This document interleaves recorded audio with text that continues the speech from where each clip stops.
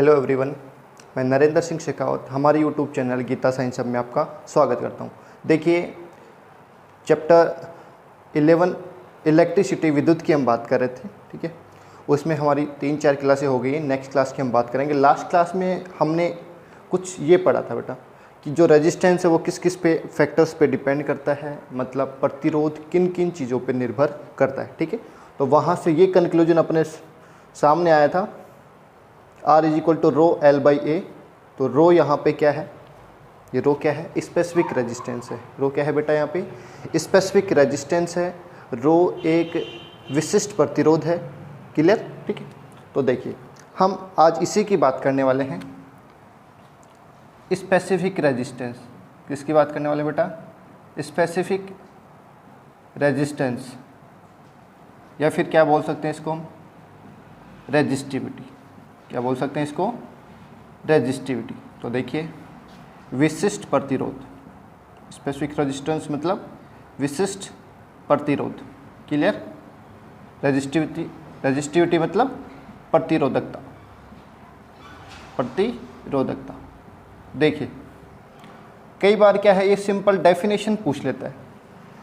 कई बार इसकी सिंपल आपसे परिभाषा पूछ ली जाएगी कि स्पेसिफिक रेजिस्टेंस क्या है, रेजिस्टिविटी क्या है, विशिष्ट प्रतिरोध क्या है, प्रतिरोधकता क्या है। यहाँ से कंक्लूजन आया था हमारे पास, rho is equal to R A by L. Rho क्या है, स्पेसिफिक रेजिस्टेंस, रेजिस्टिविटी विशिष्ट प्रतिरोध या प्रतिरोधकता। आर क्या है, रेजिस्टेंस है, प्रतिरोध है। ए क्या है, एरिया है, क्षेत्रफल है, किसका, वायर का, तार का। और एल क्या है, लेंथ है उसकी, मतलब तार की लंबाई। क्लियर है। तो देखिए, यहीं से हम डेफिनेशन बनाएंगे। कंक्लूजन क्या था अपने पास में, rho is equal to R A by L. R A by L. तो देखिए, कोई ऐसा वायर है जिसका एल की वैल्यू क्या है, 1 है, मतलब लेंथ जो है वो 1 मीटर है, मतलब उसकी लंबाई जो है वो 1 मीटर है। और ए की वैल्यू क्या है, 1 मीटर स्क्वायर। उसका जो एरिया है, उसका जो क्षेत्रफल है वो कितना है, 1 मीटर स्क्वायर। क्लियर। अगर ए की वैल्यू 1, एल की वैल्यू 1, तो देखो, अगर हम यहाँ से कंक्लूजन निकालना चाहें, R rho is equal to R की जगह आर, ए की जगह 1, एल की जगह 1, तो रो इज इक्वल टू क्या हो जाएगा, आर। तो बस यहीं से डेफिनेशन बनेगी। यहीं से क्या बनेगी इसकी डेफिनेशन। एक वायर है जिसकी लेंथ 1 मीटर है, एरिया 1 मीटर स्क्वायर है, तो उसका जितना रेजिस्टेंस होगा उतनी उसकी क्या होगी, रेजिस्टिविटी। रिपीट कर रहा हूँ, देखिए, एक वायर है जिसकी लेंथ 1 मीटर है, एरिया 1 मीटर स्क्वायर है, उसका जितना रेजिस्टेंस होगा उतनी उसकी क्या होगी, रेजिस्टिविटी होगी। हिंदी में बात करें, एक तार है जिसकी लंबाई 1 मीटर है, क्षेत्रफल 1 मीटर स्क्वायर है, तो उसका प्रतिरोध ही उसका विशिष्ट प्रतिरोध होगा। क्लियर है क्या, बताओ, यहाँ तक क्लियर है। तो एक बार अपन इसकी डेफिनेशन लिख लेते हैं, स्पेसिफिक रेजिस्टेंस और रेजिस्टिविटी, मतलब विशिष्ट प्रतिरोध और प्रतिरोधकता। ठीक है। तो सबसे पहले इंग्लिश मीडियम वाले लिखेंगे, ए register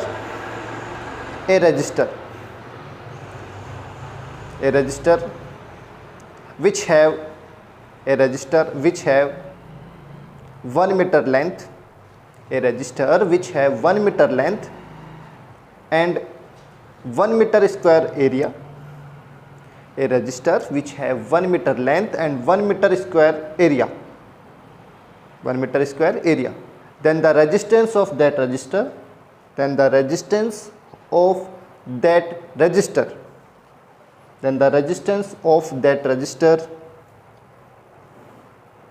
will be its specific resistivity, will be its specific resistance or resistivity, will be its specific resistance or resistivity।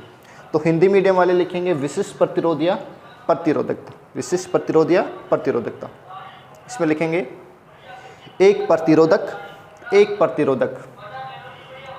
प्रतिरोधक जिसकी लंबाई 1 मीटर, एक प्रतिरोधक जिसकी लंबाई 1 मीटर तथा अनुप्रस्थ काट का क्षेत्रफल, एक प्रतिरोधक जिसकी लंबाई 1 मीटर तथा अनुप्रस्थ काट का क्षेत्रफल 1 मीटर स्क्वायर हो, अनुप्रस्थ काट का क्षेत्रफल 1 मीटर स्क्वायर हो, तो उस प्रतिरोधक का प्रतिरोध, तो उस प्रतिरोधक का प्रतिरोध ही, तो उस प्रतिरोधक का प्रतिरोध ही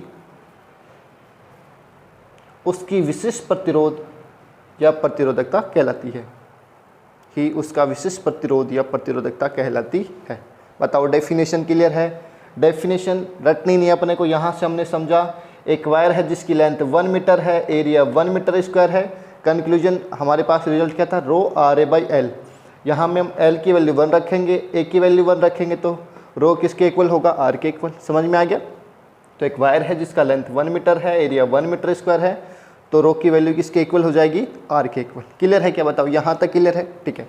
तो देखिए, इसकी यूनिट की हम बात करेंगे। किसकी बात करेंगे बेटा? यूनिट की बात करेंगे। ठीक है, तो देखिए हम यूनिट की बात कर रहे हैं, इसके मात्रक की हम बात कर रहे हैं, इसकी इकाई की हम बात कर रहे हैं।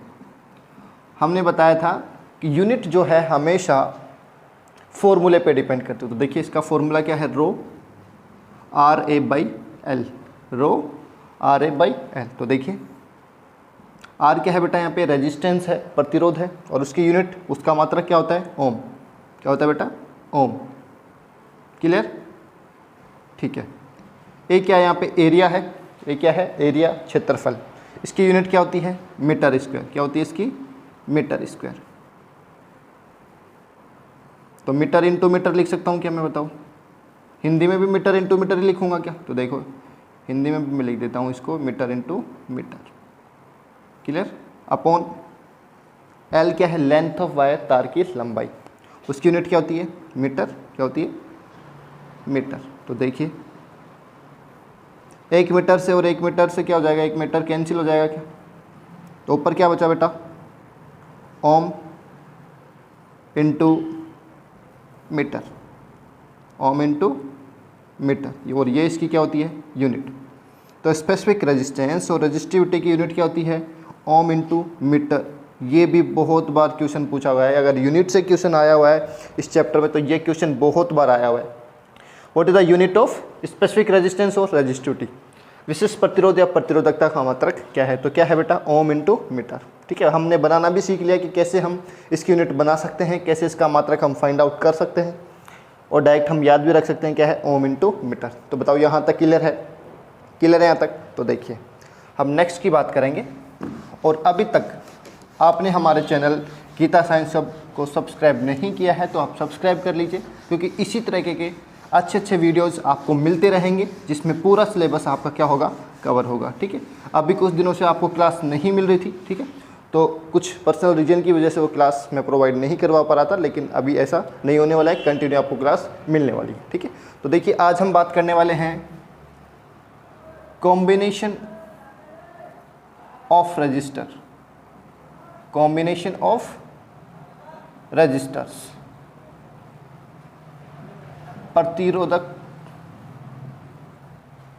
प्रतिरोधकों का संयोजन। रजिस्टर्स जो हैं उनका कॉम्बिनेशन कैसे कैसे हो सकता है? हम देखो एक वर्ड है, पहले अपन इसको बात कर लेते हैं। ये बार बार ये वर्ड आ रहा है, रजिस्टर। एक वर्ड आ रहा है बार बार इस चैप्टर में, रजिस्टर आ रहा है, और एक रेजिस्टेंस है बेटा, और एक दूसरा वर्ड कौन सा है बेटा? रेजिस्टेंस। हिंदी में क्या बोलते हैं? प्रतिरोध। दोनों में कंफ्यूज नहीं होना है, ये दोनों टर्म्स अलग अलग हैं। क्लियर है क्या? एक है रजिस्टर जिसको प्रतिरोधक बोलते हैं, और एक क्या है? रेजिस्टेंस जिसको क्या बोलते हैं? प्रतिरोध बोलते हैं। तो देखिए दोनों में डिफरेंस क्या है। कोई भी वायर जो होता है उसको अपन क्या बोलते हैं? रजिस्टर बोलते हैं। क्या बोलते हैं बेटा? रजिस्टर। कोई भी कंडक्टर है जिसका कुछ ना कुछ रेजिस्टेंस होता है, कोई भी कंडक्टर जिसका कुछ ना कुछ क्या होता है? रेजिस्टेंस होता है, वो ही क्या है? रजिस्टर है, प्रतिरोधक। कोई चालक है जिसका कुछ ना कुछ प्रतिरोध जरूर होता है, उसी को अपन क्या बोलते हैं? प्रतिरोधक बोलते हैं। क्लियर है क्या? ठीक है, जैसे एक कॉपर का वायर है, तो कॉपर का वायर किसका काम कर रहा है? वो क्या है? एक रजिस्टर है, प्रतिरोधक है। ठीक है, जबकि रेजिस्टेंस क्या है? हमने पढ़ लिया था, एक प्रॉपर्टी होती है किसी भी कंडक्टर की, उसमें से जो भी करंट फ्लो होता है, चार्ज जो फ्लो होता है, उसको क्या करता है? वो रोकता है। किसी भी चालक तार में जो आवेश प्रभावित होता है उसके बीच में जो भी बाधा आती है वो क्या है, प्रतिरोध है, रेजिस्टेंस है। बताओ दोनों में क्लियर है ना, कि दोनों में कंफ्यूज नहीं होना है, रजिस्टर और रेजिस्टेंस, प्रतिरोधक और प्रतिरोध में।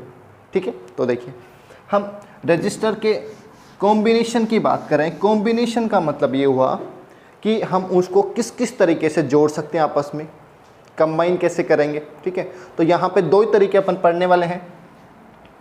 कितने तरीके पढ़ने वाले बेटा, दो तरीके पढ़ने वाले हैं। एक हम पढ़ेंगे सीरीज कॉम्बिनेशन। कौन सा कॉम्बिनेशन पढ़ेंगे, सीरीज कॉम्बिनेशन। हिंदी में बात करें तो श्रेणी क्रम संयोजन। कौन सा क्रम संयोजन बेटा, श्रेणी क्रम संयोजन।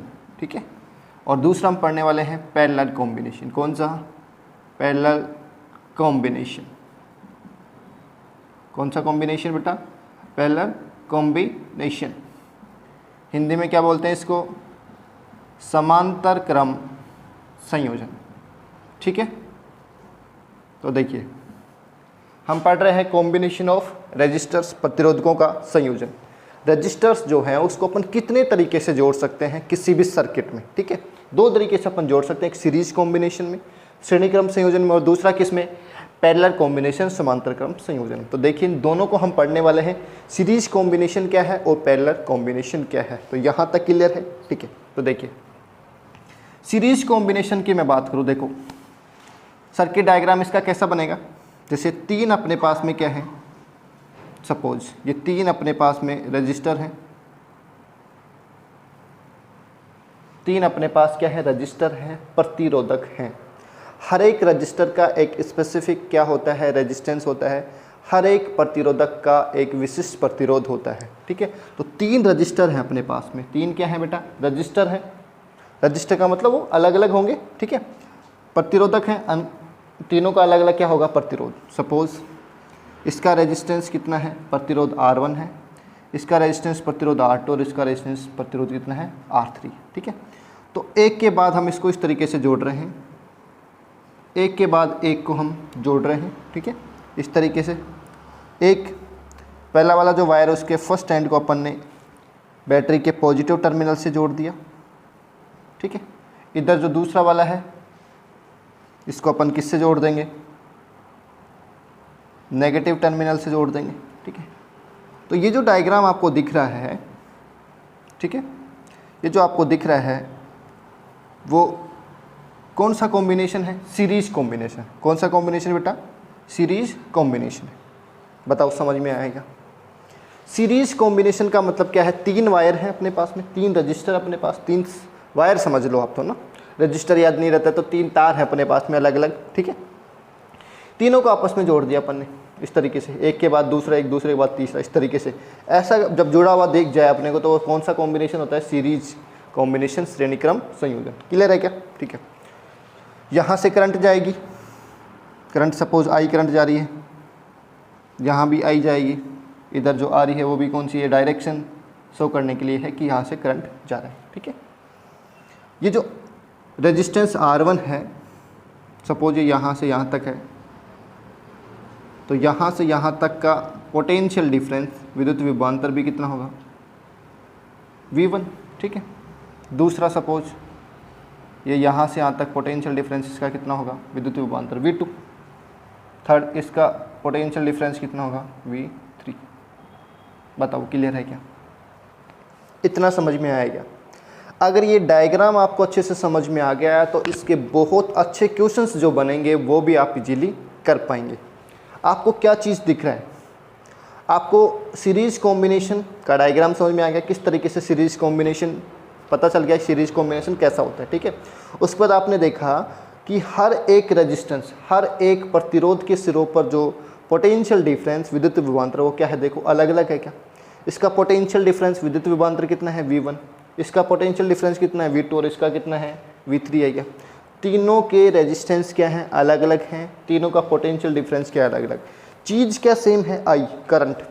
इन तीनों में से पूरे सर्किट में जो करंट होगा वो बिल्कुल क्या रहेगा, सेम ही रहेगा। किसी भी पॉइंट पे आप अगर करंट देखेंगे, यहाँ पे करंट देखें, यहाँ पे इसमें किसी में भी आप करंट देखेंगे, विद्युत धारा देखेंगे, उसका मान बिल्कुल क्या रहेगा, सेम।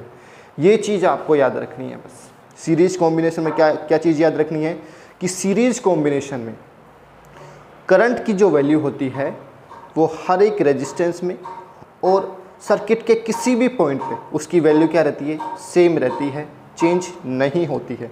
क्लियर है क्या? मतलब श्रेणी क्रम संयोजन में विद्युत धारा का मान प्रत्येक प्रतिरोध में तथा विद्युत परिपथ के किसी भी बिंदु पर वो हमेशा क्या रहती है, समान ही रहती है, अलग अलग नहीं होती है। इसका मतलब यहाँ पे भी करंट कितना है, आई है, यहाँ पे भी कितना है, आई, और यहाँ पे भी कितना है, आई, लेकिन पोटेंशियल डिफरेंस तीनों का क्या है बेटा, अलग अलग। ठीक है, तो सीरीज कॉम्बिनेशन में क्या अलग होता है, पोटेंशियल डिफरेंस अलग होता है। क्या चीज़ सेम होती है, करंट सेम होता है। मतलब श्रेणी क्रम संयोजन में धारा का मान समान होता है जबकि विद्युत विभवांतर क्या होता है, अलग अलग होता है। क्लियर है क्या? तो देखो यहाँ तक समझ में आया क्या, बताओ। ठीक है, तो देखिए इसको हम यहाँ देख लेते हैं कि पोटेंशियल डिफरेंस अलग अलग है तो सर्किट का क्या फाइंड करना पड़ेगा अपने को, total potential difference. Total potential difference क्या बोल सकते हैं हम इसको, कुल विद्युत विभवांतर, कुल विद्युत विभवांतर। और पोटेंशियल डिफरेंस विद्युत विभवांतर को किससे डिनोट करते हैं बेटा, V से। यहाँ पे V की वैल्यू हमें फाइंड करनी है, हम तीनों को ऐड क्या कर देंगे, ऐड V1 V2 और V3 तीनों को, क्योंकि तीन ही अपने पास रजिस्टर हैं, तीनों का पोटेंशियल डिफरेंस अलग अलग है। तो V की वैल्यू क्या होगी, V1 plus V2 plus V3। बताओ यहाँ तक क्लियर है? क्योंकि सीरीज कॉम्बिनेशन में श्रेणी क्रम संयोजन में पोटेंशियल डिफरेंस क्या है, अलग अलग है। हमें टोटल पोटेंशियल डिफरेंस निकालना है सर्किट का, कुल विद्युत विभवांतर निकालना है किसका, विद्युत परिपथ का। तो वो कितना होगा, V = V1 plus V2 plus V3। Clear है क्या? ठीक है, तो देखिए नेक्स्ट हमने पढ़ा था ओम्स लॉ। क्या पढ़ा था बेटा हमने, ओम्स लॉ। तो फ्रॉम ओम्स लॉ, ओम के नियम से, ओम के नियम से हमने एक चीज़ सीखी थी बेटा, ओम के नियम से कि V = क्या होता है, IR। V = क्या होता है, IR। तो बस वैल्यू पुट करनी है, V की जगह क्या रखना, IR इक्वल V1 की जगह I, क्या तो I रहेगा, लेकिन इसका R क्या है, R1 है क्या, तो R1 प्लस V2 की जगह वही IR2 I, तो सेम रहेगा, और R क्या रहेगा, R2 plus IR3। Clear? I मैं यहाँ पे लिखूँगा IR इक्वल, तीनों में देखो यहाँ पे आपको एक चीज़ कॉमन दिख रही होगी, I, तीनों में I है क्या, तो मैं यहाँ पे I क्या ले सकता हूँ बेटा, कॉमन। तो बचेगा क्या, R1 plus R2 plus R3। Clear? इस I से I क्या हो जाएगा, कैंसिल। तो बचा क्या अपने पास में result, R = R1 plus R2 plus R3। R = R1 plus R2 plus R3। बताओ ये समझ में आया क्या, समझ में आया? सीरीज कॉम्बिनेशन श्रेणी क्रम संयोजन में जो करंट है, विद्युत धारा है, वो एक समान होती है, जबकि पोटेंशियल डिफरेंस विद्युत विभवांतर क्या होता है, अलग अलग। हमें टोटल पोटेंशियल डिफरेंस फाइंड करना है, कुल विद्युत विभवांतर, उसकी वैल्यू किसके बराबर होगी, इन तीनों के बराबर। V की value V1 plus V2 plus V3 के बराबर। हमने भी ये लिखा, V = V1 plus V2 plus V3। ओम के नियम, ओम लॉ से हमने एक चीज़ सीखी थी, V = क्या होता है बेटा, IR। तो V की जगह मैंने क्या रखा, बस IR रखा। V1 की जगह IR1, V2 की जगह IR2 और V3 की जगह IR3। ठीक है, उसके बाद मैंने यहाँ पे देखा कि I यहाँ पे कॉमन है, तो कॉमन लिया, तो बचा R1 R2 plus R3। I से I क्या हो गया, कैंसिल, बचा क्या, R = R1 plus R2 plus R3। ठीक है, तो ये जो R की वैल्यू है ये क्या है, ये है equivalent resistance of series combination, श्रेणी क्रम संयोजन का तुल्य प्रतिरोध। टोटल रेजिस्टेंस हम बोल सकते हैं इसको, क्या बोल सकते हैं बेटा, टोटल रेजिस्टेंस बोल सकते हैं, इक्विवेलेंट रेजिस्टेंस बोल सकते हैं, कुल प्रतिरोध या तुल्य प्रतिरोध, कुछ भी हम बोल सकते हैं। अगर आपसे पूछा जाए कि श्रेणी क्रम संयोजन में, सीरीज कॉम्बिनेशन में टोटल रेजिस्टेंस कितना होगा, तो आपका फॉर्मूला लगा देना आपको, R = R1 plus R2 plus R3। ये R4 भी हो सकता है, जितने भी होंगे, R5 भी होंगे, 10 भी होंगे, 20 भी होंगे, कितने भी जुड़े हुए हों, अगर सीरीज कॉम्बिनेशन में होंगे उन सबको हम आपस में क्या कर देंगे, प्लस कर देंगे। हमारा क्या आ जाएगा, टोटल रेजिस्टेंस, कुल प्रतिरोध आ जाएगा। बताओ यहाँ तक समझ में आया क्या? ठीक है, तो एक बार इसको अपन नोट कर लेंगे। ठीक है, बड़ी वाली लाइन किसकी होती है बेटा, पॉजिटिव, और छोटी वाली नेगेटिव, ठीक है। और ये क्या है हमारी की है क्या, ठीक है, और ये हमारी क्या है बैटरी, ठीक है। तो बताओ यहाँ तक समझ में आया, सीरीज कॉम्बिनेशन क्लियर है, कोई दिक्कत नहीं है सीरीज कॉम्बिनेशन में, ठीक है। अब हम बात करने वाले हैं पैरेलल कॉम्बिनेशन की। किसकी बात करने वाले हैं बेटा, पैरेलल कॉम्बिनेशन की, ठीक है। आपको क्या चीज़ याद रखनी है, मैं बार बार बोल रहा हूँ, सीरीज कॉम्बिनेशन में, श्रेणी क्रम संयोजन में आई की वैल्यू सेम रहेगी। आई की वैल्यू क्या रहेगी, सेम। कहीं पे भी आप पूरे सर्किट में कहीं पे भी आप देख लेंगे सीरीज कॉम्बिनेशन में, तो वहाँ पे आई की वैल्यू क्या रहेगी, सेम ही रहेगी। विद्युत धारा, आई का मतलब क्या है, इलेक्ट्रिक करंट, विद्युत आई का मतलब क्या है बेटा, इलेक्ट्रिक करंट, विद्युत धारा, उसकी वैल्यू पूरे सर्किट में क्या रहेगी, सेम रहेगी। जबकि पोटेंशियल डिफरेंस सबका क्या होगा, अलग अलग होगा, विद्युत विभवांतर का मान अलग अलग होगा। बस ये चीज़, ये लाइन आपको याद रखनी है। अगर ये लाइन आपको याद है तो आप इस चैप्टर में या फिर इस पे बेस्ड जितने भी अच्छे अच्छे क्वेश्चन बनने वाले हैं वो हर एक क्वेश्चन आप इजीली कर पाएंगे। क्लियर है, ठीक है। तो देखिए हम नेक्स्ट पढ़ने वाले हैं पैरेलल कॉम्बिनेशन, ठीक है। तो देखिए पैरेलल कॉम्बिनेशन का सबसे पहले बनाना, हमें सर्किट डायग्राम बनाना आना चाहिए कि पैरेलल में हम कैसे जोड़ पाएंगे। सपोज देखिए ये 3 रेजिस्टेंस है बेटा आपके पास, 3 रजिस्टर है आपके पास। इसका रेजिस्टेंस R1 है, ये दूसरा है जिसका रेजिस्टेंस आपके पास R2 है, और ये तीसरा रजिस्टर है जिसका रेजिस्टेंस कितना है बेटा, R3 है। 3 तार है, मतलब सीधी सी बात ये है 3 तार हैं आपके पास में, तीनों के प्रतिरोध रेजिस्टेंस आपको दिए हुए हैं R1, R2 और R3, ठीक है। तीनों के एक हिस्से को आपने पकड़ा, तीनों के फर्स्ट वाले हिस्से को आपने पकड़ा, इस तरीके से जॉइंट कर दिया, और इसको आपने फिर किससे जॉइंट कर दिया, बैटरी के पॉजिटिव टर्मिनल से। इस तरीके से आपने बैटरी के पॉजिटिव टर्मिनल से आपने इसको जॉइन कर दिया। क्लियर। दूसरे वाले हिस्से को आपने पकड़ा, तीनों को आपस में जोड़ दिया, और इसको आपने किससे जॉइन कर दिया, नेगेटिव टर्मिनल से, ऋणात्मक टर्मिनल से, ठीक है।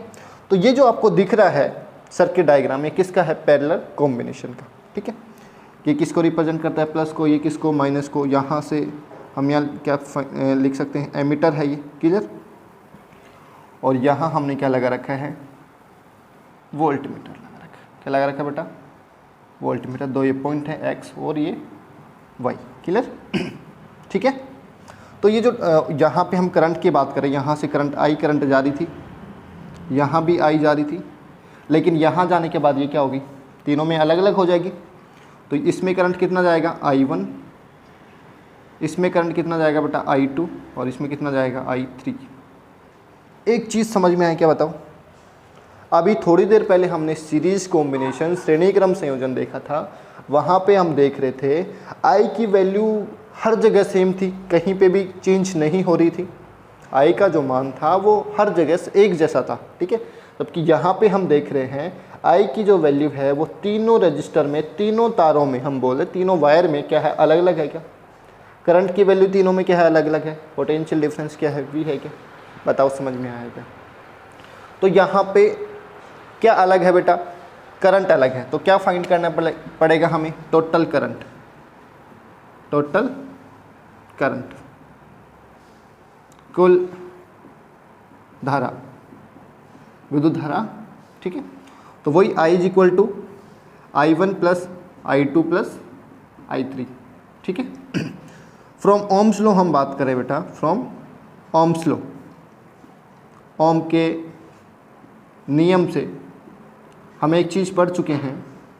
ओम के नियम से हमने क्या चीज़ सीखा था बेटा, V is equal to IR। अगर यहाँ से हम I की वैल्यू फाइंड करें तो वो क्या आएगी, V अपॉन R। I की वैल्यू क्या आएगी, V अपॉन R। बताओ ये क्लियर है क्या। ओम्स लॉ क्या है, V is equal to IR।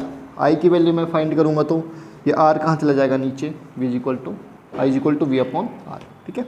बस रिप्लेस करना है, I की जगह क्या रखना है, V upon R equal, potential difference क्या रहता है, सेम, लेकिन इसका रेजिस्टेंस क्या है, R1, ऐसे यहाँ पे R2, V upon R3, clear. तो V अपॉन R इक्वल, अगर मैं V यहाँ से कॉमन लेता हूँ बेटा, तीनों में V है तो V मैं कॉमन ले लूँगा, बचेगा क्या, 1 upon R1 plus 1 upon R2 plus 1 upon R3, clear. V से वी क्या हो जाएगा बेटा, कैंसिल, बचेगा क्या 1/r equal 1/r1 plus 1/r2 plus 1/r3। ठीक है, तो ये जो फॉर्मूला है ये टोटल रेजिस्टेंस फाइंड करने का है, इक्विवेलेंट रेजिस्टेंस, कुल प्रतिरोध, तुल्य प्रतिरोध किसमें, पैरेलल कॉम्बिनेशन। बताओ क्लियर है क्या? फॉर्मूला क्या होता है यहाँ पे 1/r equal 1/r1 plus 1/r2 plus 1/r3। ये R1 R2 R3 की क्या है समझ में आ गया ना, तीन अलग अलग वायर है। R1 का मतलब पहला वाला वायर, पहला वाला तार है, उसका प्रतिरोध कितना है, उसका रेजिस्टेंस कितना है।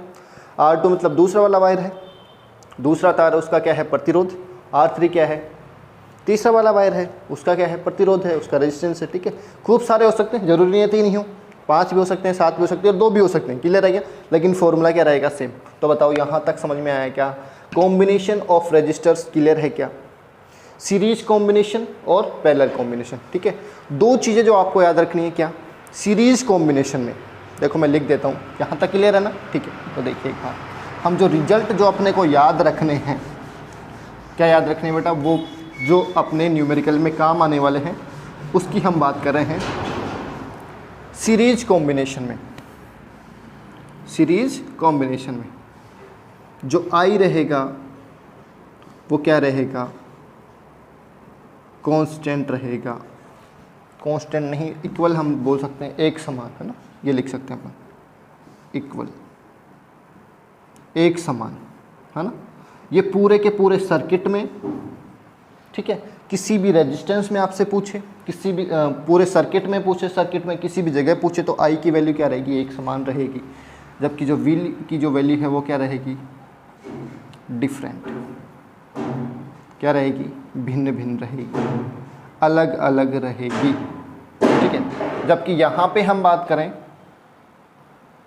तो यहाँ पे जो V है उसकी वैल्यू क्या रहेगी बेटा, इक्वल रहेगी क्या, एक समान रहेगी क्या।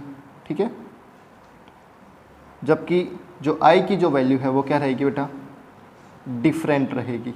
I की वैल्यू क्या रहेगी बेटा, यहाँ पे डिफरेंट रहेगी, अलग अलग रहेगी। बस अगर ये चीज़ आपको समझ में आ गई तो कितना भी अच्छा क्वेश्चन बने इस चैप्टर से, इस पे बेस्ड आप इजीली उसको सोल्व कर पाएंगे। क्या, सीरीज कॉम्बिनेशन में आई इक्वल रहेगा, चाहे किसी भी रेजिस्टेंस में आपसे पूछे, पूरे सर्किट में पूछे क्या रहेगा वो सेम। जबकि V की वैल्यू क्या रहेगी, अलग अलग। जैसे रेजिस्टेंस R1 है तो उसका पोटेंशियल डिफरेंस V1 रहेगा, R2 वाले का V2 रहेगा, R3 वाले का V3 रहेगा। क्लियर है? पैरेलल कॉम्बिनेशन में क्या रहता है कि V जो है वो सेम रहता है, V क्या रहता है बेटा, सब में सेम। जबकि I की जो वैल्यू है वो क्या होती है, अलग अलग। बताओ यहाँ तक क्लियर है, कोई दिक्कत नहीं है यहाँ तक। ठीक है, तो ये था कॉम्बिनेशन ऑफ रजिस्टर्स। ठीक है, तो आज के लिए इतना ही। वीडियो को आप लाइक और शेयर करें, ज़्यादा से ज़्यादा लोगों को आप शेयर करें ताकि ज़्यादा से ज़्यादा लोगों को इसका बेनिफिट मिले। ठीक है, तो आज के लिए इतना ही। Thank you.